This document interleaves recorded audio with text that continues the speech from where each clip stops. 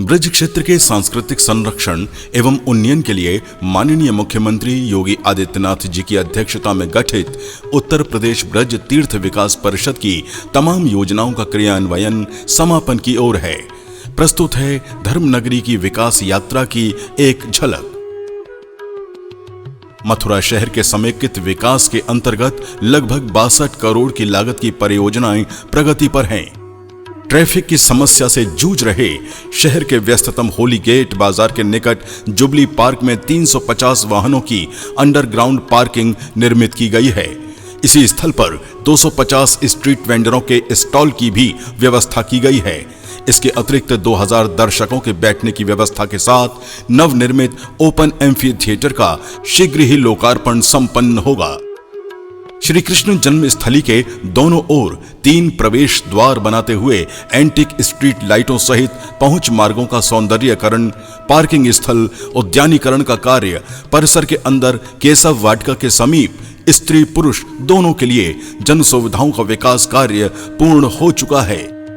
Mathura junction पर पर्यटक सूचना केंद्र विकसित किया गया है, जिसमें संपूर्ण ब्रज क्षेत्र के पर्यटक पौराणिक स्थलों के विवरण की सूचना 24 घंटे उपलब्ध रहेगी।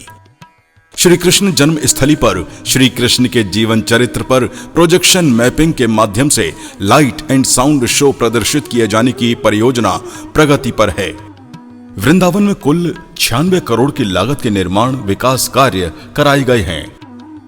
विश्व बैंक की सहायता से श्री बांके बिहारी जी मंदिर की आसपास की 22 गलियों के विकास कार्यों के अंतर्गत अंडरग्राउंड विद्युत केबल, सीवर, टाइल्स, नालियों की कवरिंग और स्ट्रीट लाइट के अतिरिक्त कम्युनिटी स्पेस, कालीदह एवं दारुख पार्किंग को विकसित किया गया है। रमन रेती से केसी घाट तक कच्ची परिक्रमा मार्ग के किनारे कर्व स्टोन और बोलार्ड से नालियों की कवरिंग और स्ट्रीट लाइटें लगाई गई हैं। इस पूरे मार्ग पर निगरानी एवं घोषणा हेतु पीए सिस्टम और सीसीटीवी कैमरे लगाए गए हैं।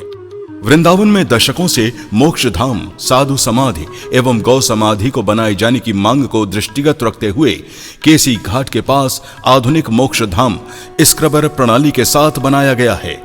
यहाँ गाय के गोबर से निर्मित लकड़ी द्वारा प्रदूषण रहित अंतिम संस्कार की व्यवस्था की गई है।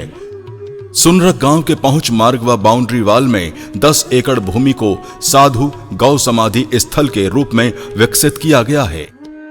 वृंदावन में यमुना जी के तट पर ब्रह्म ऋषि देवराह बाबा घाट का निर्माण भव्य प्रवेश द्वार सहित पूर्ण किया जा चुका है। इसी क्षेत्र में कुंभ पूर्व वैष्णव बैठक का आयोजन फरवरी-मार्च 2021 में सफलतापूर्वक संपन्न हुआ। पानी गांव में प्रवेश द्वार का निर्माण पूर्ण किया गया एवं क्षेत्र में वृक्षारोपण भी कराया जा रहा है।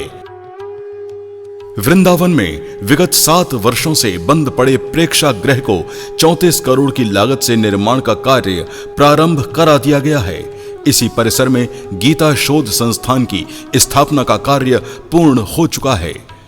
वृंदावन में श्रद्धालुओं को निःशुल्क भोजन उपलब्ध कराए जाने हेतु अन्नपूर्णा भवन का निर्माण तेजी से चल रहा है। जमुना नदी के उस पार माठ तहसील में पूर्ण हो चुकी विकास योजनाएं, भांडीरवन स्थित जन सुविधा, दीवारों पर कृष्ण लीलाओं का चित्रण, कबीर कुंड, हीरा ताल का जीर्णोद्धार, 50 एकड़ क्षेत्र में फैले वंशी बट की बाउंड्री बनाकर अवैध कटान से सुरक्षा। गोवर्धन में अनेक परियोजनाओं का क्रियान्वयन किया जा रहा है। कुल 21 किलोमीटर परिक्रमा मार्ग पर गिरिराज पर्वत की ओर फेंसिंग लगाए जाने का कार्य 7.92 करोड़ तथा कच्ची परिक्रमा में कर्व स्टोन बोलार्डों की स्थापना का कार्य 9.53 करोड़ की लागत से पूर्ण किया जा चुका है। परिक्रमार्थियों श्रद्धालुओं को शुद्ध पेयजल हेतु प्रत्येक 1 किलोमीटर की दूरी पर चिलर के साथ आरओ वाटर उपलब्ध कराए जाने हेतु पाइपलाइन बिछाते हुए टीटीएसपी का निर्माण लगभग 7.34 करोड़ की लागत से कराया गया है। परिक्रमा की 24 घंटे साफ सफाई की व्यवस्था स्वयंसेवी संस्था उज्ज्वल ब्रज के द्वारा की जा रही है। गोवर्धन में सभी सुविधाओं से पूर्ण नवनिर्मित बस स्टैंड,